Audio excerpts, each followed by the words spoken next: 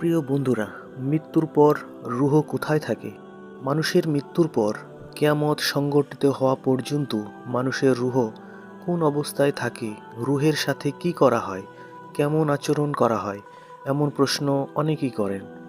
তাদের জন্য উত্তর হলো, দুইটি জগৎ রয়েছে। একটি হলো দুনিয়ার জগৎ, আমরা এখন দুনিয়াতে আছি।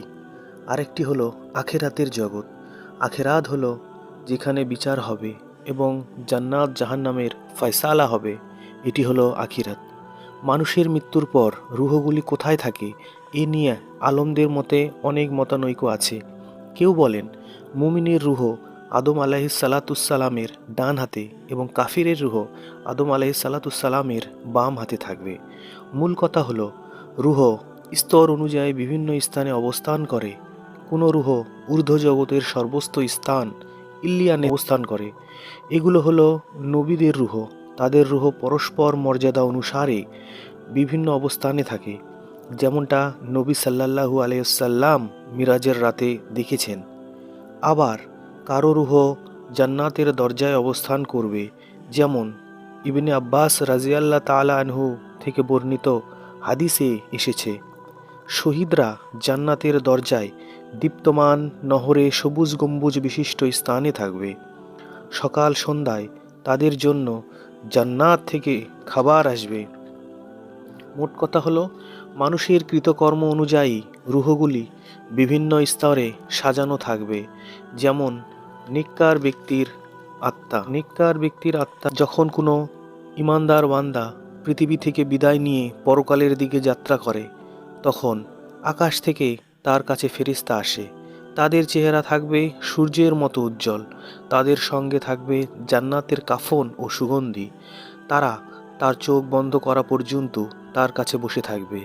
মৃত্যুর ফেরেশতা এসে তার মাথার কাছে বসবে। সে বলবে, হে সুন্দর আত্মা, তুমি আল্লাহ তাআলার ক্ষমা ও তার সন্তুষ্টির দিকে বেরিয়ে এসো। আত্মা বেরিয়ে আসবে। যেমন বেরিয়ে আসে, সে আত্মাকে গ্রহণ করে এক মুহূর্তের জন্যও ছাড়বে না। তাকে সেই জান্নাতের কাফন পরাবে ও সুগন্ধি লাগাবে। পৃথিবীতে যে মিশক আছে বা সুগন্ধি আছে, সে তার চেয়ে বেশি সুগন্ধি ছড়াবে। তাকে নিয়ে তারা আসমানের দিকে যেতে থাকবে। আর ফেরেশতাদের প্রতিটি দল বলবে, কে এই পবিত্র আত্মা? তাদের প্রশ্নের উত্তরে তারা তার সুন্দর নাম নিয়ে বলবে যে অমুক অমুকের ছেলে। এমনিভাবে প্রথম আসমানে চলে যাবে। তার জন্য প্রথম আসমানের দরজাগুলো খুলে দেওয়া হবে। এমনি করে প্রতিটি আসমান অনুযায়ী অতিক্রম করে যখন সপ্তম আসমানে যাবে, তখন আল্লাহ রব্বুল আলামিন বলবেন, আমার বান্দা আমল নামাটি ইল্লিয়ানে লিখে দাও। তার আত্মাটা দুনিয়াতে তার দেহের কাছে পাঠিয়ে দাও। এবারে নেককার কবরের প্রশ্নোত্তর করা হবে। এরপর কবরে প্রশ্নোত্তরের জন্য দুজন ফেরেশতা আসবে। তারা প্রশ্ন করবে, তোমার প্রভুকে? সে বলবে, আমার প্রভু আল্লাহ। তারা প্রশ্ন করবে, তোমার দিন কি? সে উত্তর দেবে, আমার দিন ইসলাম। তারা প্রশ্ন করবে, এই ব্যক্তিকে চেনো যাকে তোমাদের কাছে পাঠানো হয়েছে? সে উত্তরে বলবে, তিনি আল্লাহর রাসূল। তারা বলবে, তুমি কিভাবে জানলে? সে উত্তরে বলবে, আমি আল্লাহর কিতাব পাঠ করেছি, তার প্রতি বিশ্বাস স্থাপন করেছি, তাকে সত্য বলে স্বীকার করেছি।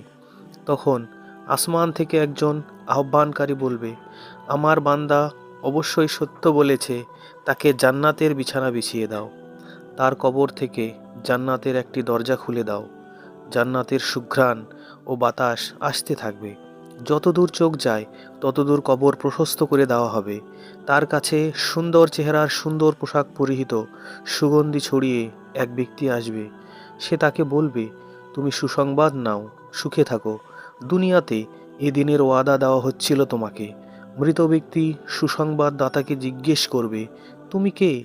সে উত্তরে বলবে, আমি তোমার নেক আমল। তখন সে মৃত ব্যক্তিকে বলবে, হে আমার রব, কিয়ামত সংগঠিত করুন। হে আমার রব, কিয়ামত সংগঠিত করুন, যেন আমি আমার সম্পদ ও পরিবারের কাছে ফিরে যেতে পারি। তারপরে পাপিষ্ঠ ব্যক্তির আত্মা সঙ্গে যা করা হবে। আর যখন কোনো কাফির দুনিয়া থেকে বিদায় হয়ে পরকালের দিকে যাত্রা করে, তখন তার কাছে কালো চেহারার ফেরেশতা আগমন করে। তার সঙ্গে থাকে চুল দ্বারা তৈরি কষ্টদায়ক কাপড়। তারা চোখ বুজে যাওয়া পর্যন্ত তার কাছে বসে থাকে। এরপর আসে মৃত্যুর ফেরেশতা, তার মাথার কাছে বসে বলে, হে পাপিষ্ঠ আত্মা, বের হয়ে আল্লাহর ক্রোধ ও গজবের দিকে চলো। তখন তার দেহে প্রচণ্ড কম্পন শুরু হয়। তার আত্মা টেনে বের করা হয়, যেমন আর্দ্র রেশমের ভিতর থেকে লোহার ব্রাশ বের করা হয়। যখন আত্মা বের করা হয়, তখন এক মুহূর্তের জন্যও ফেরেশতা তাকে ছাড় দেয় না। সে কষ্টদায়ক কাপড় দিয়ে তাকে পেঁচিয়ে ধরে। তার লাশটি পৃথিবীতে পড়ে থাকে। আত্মাটি নিয়ে যখন উপরে উঠে, যখন ফেরেশতারা বলতে থাকে, কে এই পাপিষ্ঠ আত্মা? তাদের উত্তরে তার নাম উল্লেখ করে বলা হয়, অমুক অমুকের ছেলে। প্রথম আসমানে গেলে তার জন্য দরজা খোলার অনুরোধ করা হলে দরজা খোলা হয় না। সেই পাপিষ্ঠ আত্মার বিষয়ে আল্লাহ তাআলা বলবেন, তার আমলনামা সিজ্জিনে লিখে দাও, যা সর্বনিম্ন স্তর। এরপর তার আত্মাকে পৃথিবীতে নিক্ষেপ করা হবে। এই কথার প্রসঙ্গে রাসূলুল্লাহ সাল্লাল্লাহু আলাইহি সাল্লাম বলেন, যে আল্লাহর সঙ্গে শরিক করে সে যেন আকাশ থেকে পড়ল। এরপর পাখি তাকে ছোঁ মেরে নিয়ে গেল, কিংবা বাতাস তাকে দূরের কোনো জায়গায় নিক্ষেপ করল। এইভাবে পাপিষ্ঠ ব্যক্তির কবরে প্রশ্ন উত্তর করবে। এরপর তার দেহে তার আত্মা চলে আসবে। দুই ফেরেশতা আসবে, তাকে বসাবে। এরপর তাকে জিজ্ঞাসা করবে, তোমার প্রভুকে? সে বলবে, হায় হায়, আমি জানি না। তারা তাকে আবার জিজ্ঞাসা করবে, তোমার ধর্ম কি?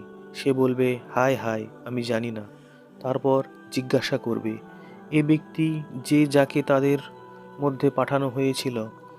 সে উত্তর দেবে, হায় হায়, আমি জানি না।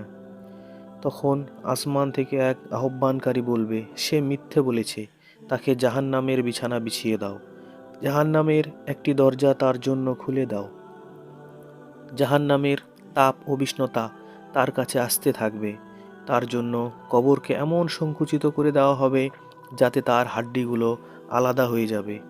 তার কাছে এক ব্যক্তি আসবে যার চেহারা বিদঘুটে, পোশাক নিকৃষ্ট ও দুর্গন্ধময়। সে তাকে বলবে, যে দিনের খারাপ পরিণতি সম্পর্কে তোমাকে বলা হয়েছিল তা আজ উপভোগ করো। সে এই বিদঘুটে চেহারার লোকটিকে জিজ্ঞাসা করবে, তুমি কে? সে বলবে, আমি তোমার অসৎ কর্ম। এরপর সে বলবে, হে প্রভু, আপনি যেন কিয়ামত সংগঠিত না করেন। কারো কারো রুহ জমিনে আবদ্ধ থাকে, তার রুহ ঊর্ধ্ব আসমানে যাবে না, কেননা এসব রুহ জমিনের নিম্নে থাকার রুহ। জমিনে অবস্থানরত রুহগুলো আসমানে অবস্থানরত রুহের সঙ্গে মিলিত হবে না। যেসব রুহ দুনিয়াতে রবের পরিচয় লাভ করেনি, তার ভালোবাসা অর্জন করেনি, তার জিকির করেনি, তার সঙ্গে বন্ধুত্ব অর্জন করেনি, তার নৈকট্য লাভ করেনি ইত্যাদি রুহ হলো জমিনে অবস্থানরত রুহ। মৃত্যুর পরে শরীর থেকে তাদের রুহ বের হলে তা জমিনেই অবস্থান করবে। এভাবে ঊর্ধ্বমুখী নফস, যা দুনিয়াতে আল্লাহর ভালোবাসা, জিকির, নৈকট্য লাভ ও বন্ধুত্ব স্থাপনে সর্বদা ব্যস্ত ছিল, সেগুলো শরীর থেকে আলাদা হওয়ার পরে তার উপযোগী ঊর্ধ্বজগতের রুহের সঙ্গে মিলিত হবে। ব্যক্তি যাকে ভালোবাসে তার সঙ্গে বারজাখে ও কিয়ামতে থাকবে। আল্লাহ তাআলা বারজাখে ও কিয়ামতের দিন রুহগুলোকে একে অন্যের সঙ্গে মিলিত করে দেবেন। তিনি মুমিনের রুহ তার অনুরূপ মুমিনের রুহের মধ্যে প্রবেশ করাবেন। অতএব মৃত্যুর পর রুহ শরীর থেকে আলাদা হলে তার আমল অনুযায়ী তার আকৃতির উপযোগী ও সমজাতীয় রুহের সঙ্গে থাকবে, তখন সেখানে তাদের সঙ্গে থাকবে। এইভাবে রুহগুলোকে তার কর্ম অনুযায়ী শ্রেণীবিন্যাস করা হবে।